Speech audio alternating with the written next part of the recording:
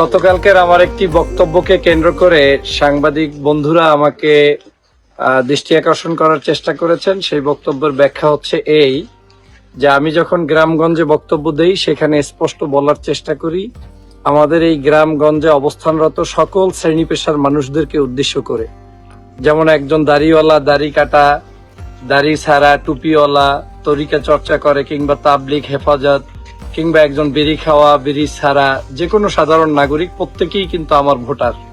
আমার বক্তব্যের মূল উদ্দেশ্য ছিল যে বাংলাদেশের আপনারা যারা বিড়ি খান বা সিগারেট খান, আপনি যদি এই খাবার অভ্যস্ত অবস্থায়ও আপনার দোকানে গিয়ে বসেন, সেই দোকানে গিয়ে আপনি এই বিড়ি খাবেন, সেই খাওয়া অবস্থায়ও আপনি দাঁড়িপাল্লার পক্ষে বক্তব্য রাখবেন কিংবা দাঁড়িপাল্লার পক্ষে আপনি ভোট চাইতে পারবেন।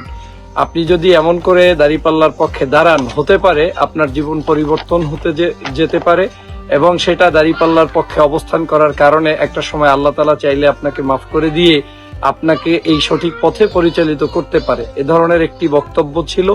সেই বক্তব্যটা হয়তো কেউ কোনোভাবে মিসলিডিং করেছে কিংবা বুঝতে ভুল করেছে, কিন্তু যার পূর্ণাঙ্গ বক্তব্য আমার ফেসবুক পেজে আছে, শুরু থেকে শেষ পর্যন্ত দেখলে কিন্তু আপনারা পারবেন।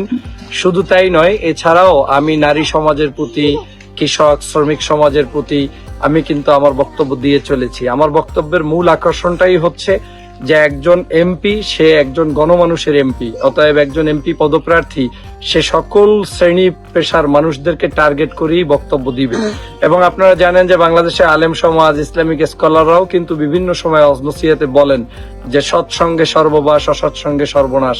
আজকে যারা সৎ পথে পরিচালিত করে, আল্লাহ তাআলা চাইলে একটা সময় তার জীবনকে পরিচালনা করতে পারে, নতুন করে তার জীবন ফিরিয়ে দিতে পারে, সৎ পথে চালাতে পারে। অতএব একজন বিড়ি খাওয়া মানুষ সে কি দাঁড়িপাল্লার পক্ষে ভোট চাইতে পারবে না? একজন বিড়িওয়ালা মানুষ সে কি দোকানে গিয়ে দাঁড়িপাল্লার পক্ষে ভোট চাইবে না? সে কি আমার ভোটার না? সেই জায়গা থেকেই আমি বলেছি যে আল্লাহ চাইলে ওই ব্যক্তিকেও আমাদের পথে পরিচালিত করতে পারে, ভালো করে দিতে পারে। অতএব এই বিড়ি খাওয়া, বিড়ি ছাড়া, কিংবা সাধারণ নাগরিক, কিংবা একজন ইসলামিক স্কলার, কিংবা যে কোনো ধর্ম পেশার মানুষই আমার ভোটার। অতএব তাদেরকে আকৃষ্ট করে আমার এ ধরনের বক্তব্য পূর্বেও ছিল, গতকালকেও ছিল, ভবিষ্যতেও থাকবে। হয়তো আপনাদের বোঝার ব্যাপারে আমি আজকের এই ভিডিওর মাধ্যমে ক্লিয়ার করে দিচ্ছি। তবে এখানেও যদি কেউ বুঝতে ভুল করে থাকেন, আমি মনে করি সেটা একান্তই আপনার ব্যক্তিগত ব্যাপার। আমি সেজন্য আপনাদের কাছে আন্তরিকভাবে দুঃখ প্রকাশ করছি। সবাইকে ধন্যবাদ।